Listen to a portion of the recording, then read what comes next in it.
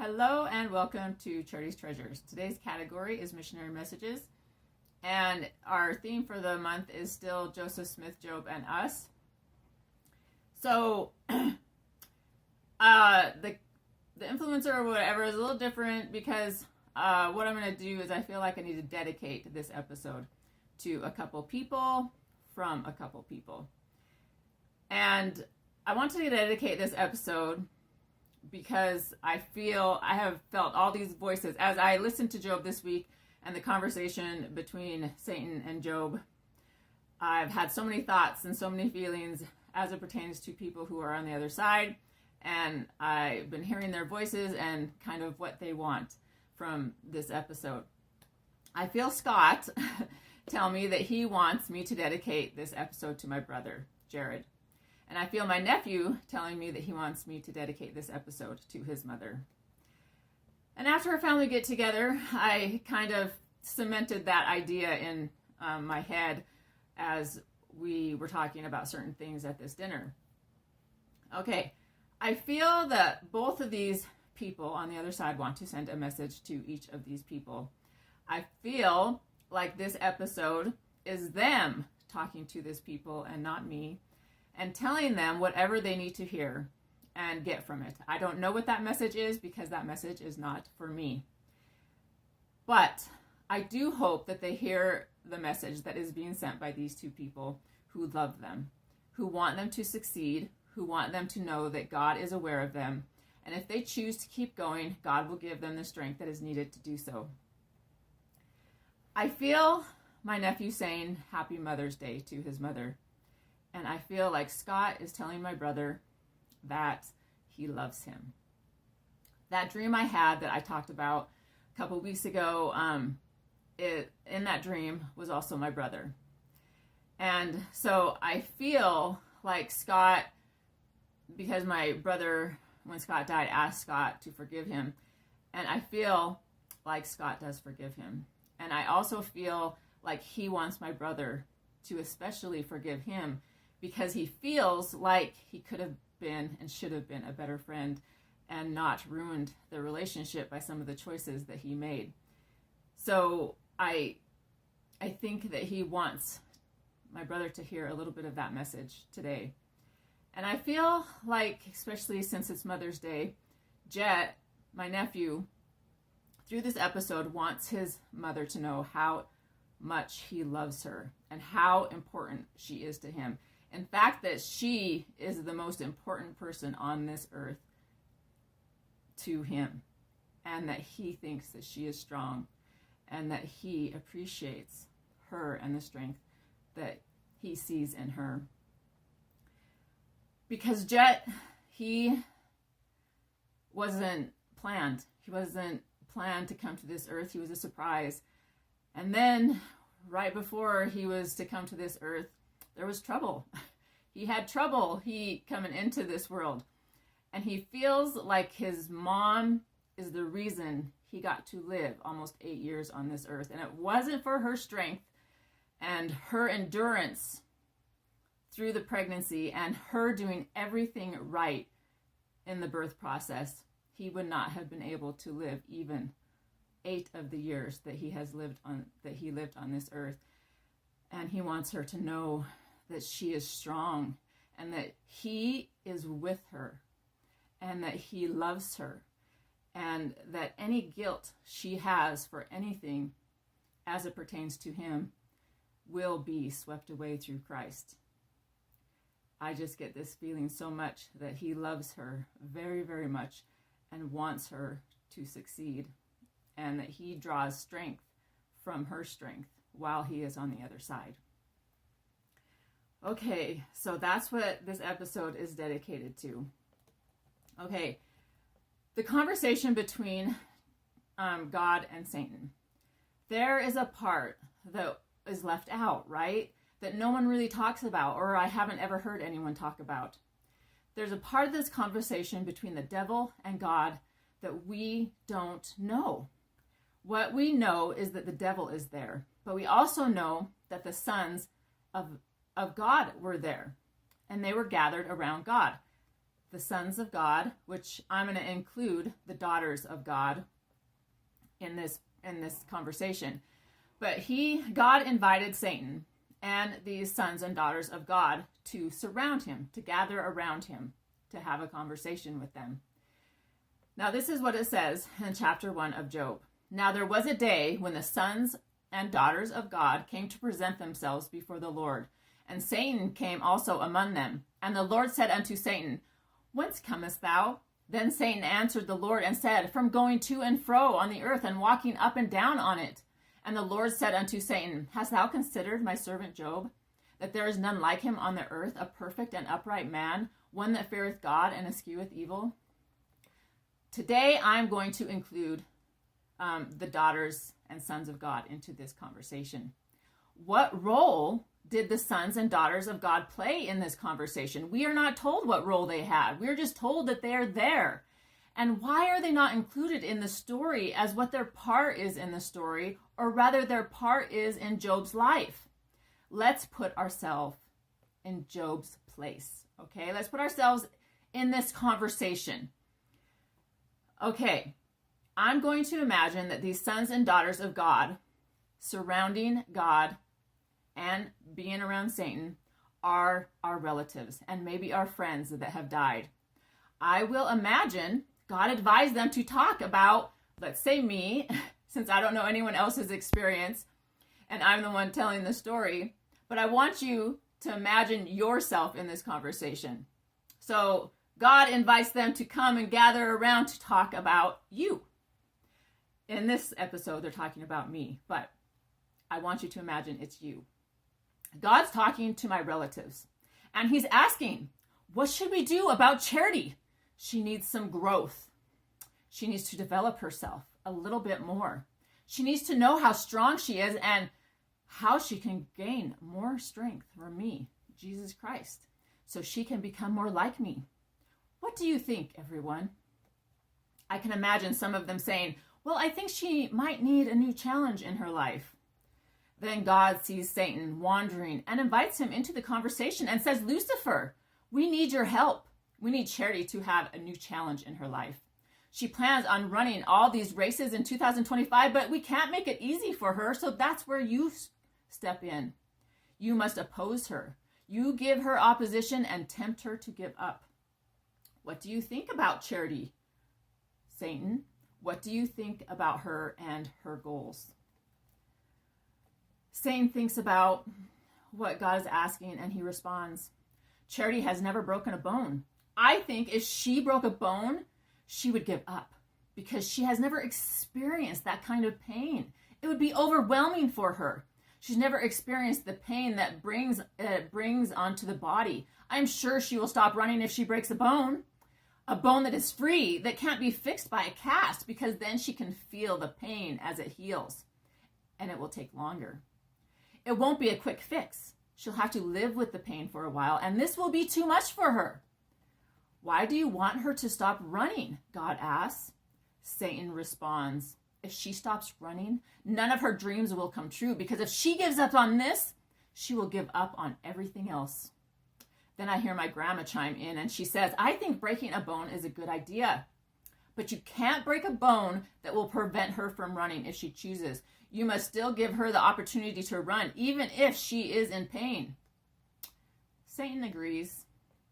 Then I hear Scott's voice saying, I need her to run. It might be the only opportunity I have to feel human. You promised me I could run with her if she lets me. She must make this race. If she does not, then I won't be able to run with her when she runs her half marathon.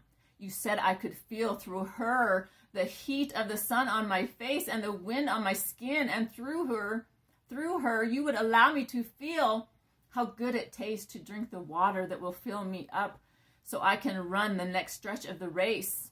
She has been good to me, he says. She has helped me be a part of this group. Because of her, I get to engage in this conversation, and I get to help her because she helped me. Let me feel a bit of being human again through her. I will keep my promise, Jesus says to Scott, if she keeps going. God says, go ahead, Lucifer, and cause her to fall. Place an obstacle in her way. I will allow it. Then I hear my nephew Jett. Make sure that you send the Holy Ghost to her, and make sure he speaks loudly to her so she will know not to use her hand or her arm to catch her fall, but to use her back. Slow down time for her so she has time to listen and react. If she breaks her rib, she will be able to go on. She will be able to run, and she will be able to lift weights. But if she breaks her leg or her arm, it will be almost impossible. God agrees and says, I like that idea. Then I hear my cousin Keith say, and I can see that crooked smile on his face, that grin that just doesn't stop. Oh, and I think, he says, she also needs to get bit by a dog. I think we must add a bit of humor in her experience. Then my grandma laughs and pipes up and says, but at the end of the week, send the hawk so she knows that I am there, and she will think it is a positive sign. Then God says to Satan, go ahead, do your work. Then I break a bone, but I don't give up. As time goes by, God says to Satan, she's still running. What should we do now? I must do something else. So she stops running, replies Satan. I need to make her tired. I need to make her so tired that all she wants to do is sleep. She is always bragging about how she never gets sick. I hear my grandma intervene and say, she is not bragging. She just wants people to be healthier and eat right.